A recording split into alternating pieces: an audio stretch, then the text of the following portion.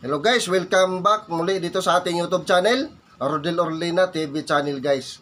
So ngayon, sa video kong ito, ituturo ko sa inyo kung paano maglaho effects guys, katulad sa video nung nasa taas. So yun ang gawaan natin ng content ngayon guys, kung paano ko yun gawin. Panoorin mo lang itong video kong ito hanggang dulo, kasi dito ituturo ko step by step kung paano ko ito gawin. So sa mga baguhan dyan na mahilig mag-reels, so tama ang video na napuntahan nyo ngayon. So kung baguhan ka lang din dito sa aking YouTube channel, huwag kalimutan na mag-subscribe at i-click yung notification bell. Nang sa ganun, magiging updated pa kayo sa mga susunod ko para upload na video na katulad nito. So yun na guys, hindi na natin ito patagalin pa. Proceed na tayo pagkatapos sa aking intro.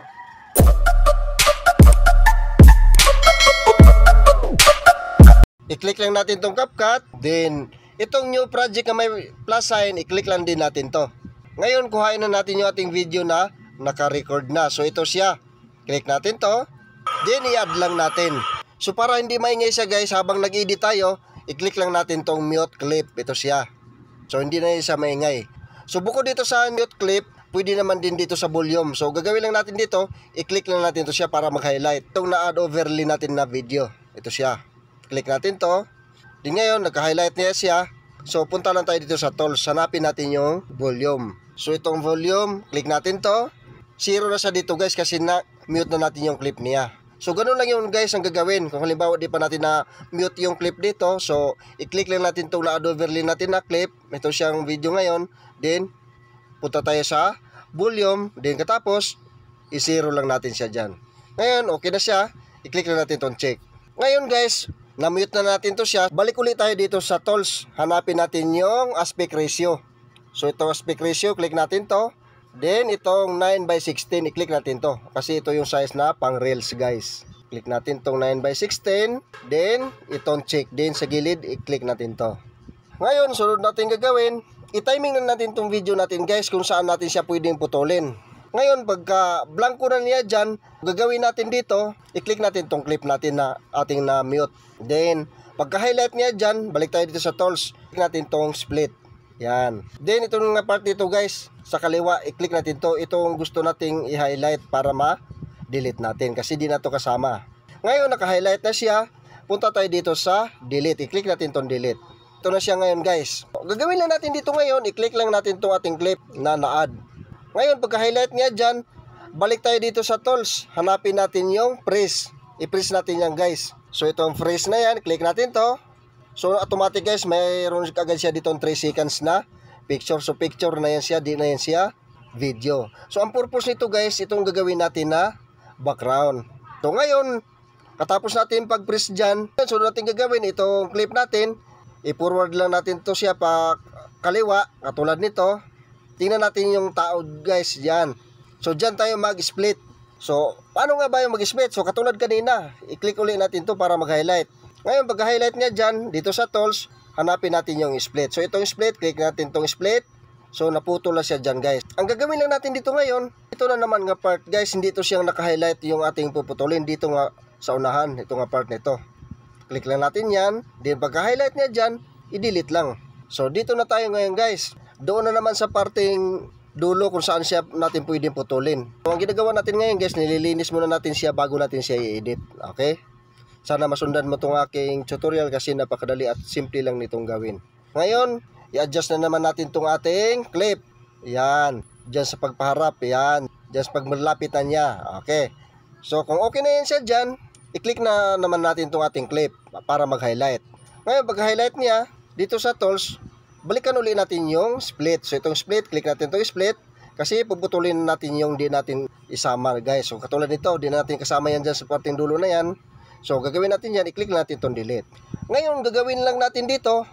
So, ito yung background natin sa unahan, yung walang tao. Tapos, ito yung video natin. So, gagawin lang natin dito ngayon, i-click lang natin itong ating, yung pangalawang clip natin. Then, dito sa tools, balik ulit tayo dito, hanapin natin yung overlay.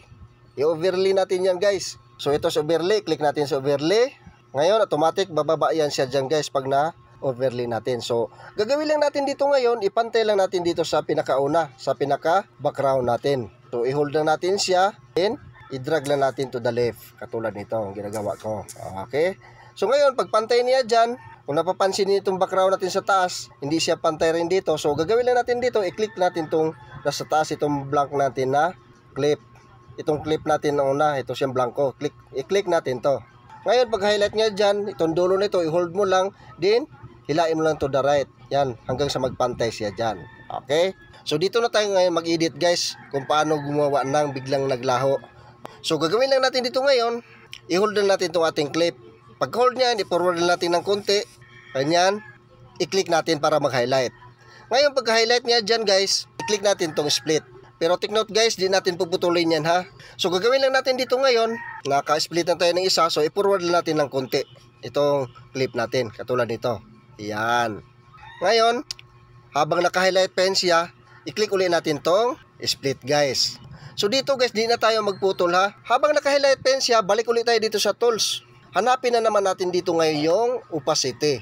So ito si opacity guys, yan, i-click natin si opacity. Then dito na tayo ngayon guys, mag-adjust. So itong bilog na kulay puti guys, i-hold lang natin to, tapos i-move lang natin pa kaliwa katulad nito. So ilagay lang natin dyan sa may 60, yan. Then pag nalagay natin sa 60, so i-click lang natin tong check sa gilid. Then next, i-forward na ulit natin tong ating clip. Ganyan, dyan na parte. Maglagay ulit na tayo dito ng split guys. So i-split na ulit natin siya. Click natin itong split. So bago pa natin i-split guys, so kailangan naka-highlight siya katulad nito. So ngayon naka-highlight na yan siya, i-click lang natin itong split. So ngayon habang naka-highlight na yan siya, balik ulit tayo dito sa tools. So paulit-ulit lang yan siya guys.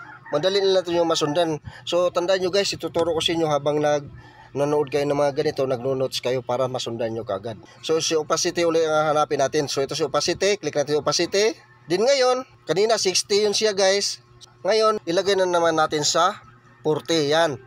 So kung nalagay natin sa 40, click lang natin tong check sa gilid. So napapansin nyo guys, malabo na siya. So subukan muna natin siyang i-play guys, para makita natin. Click natin tong button.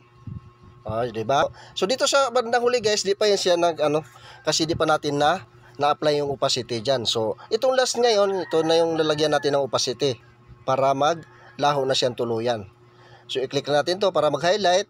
Then, balik ulit tayo dito sa tools. Hanapin natin yung opacity. So, ito sa opacity. Click natin to. So, pwede na natin siyang isagad guys para tuluyan na siyang mawala katulad nito. O, diba? So, kung wala na siya, i-click lang natin tong check sa gilid. Yan.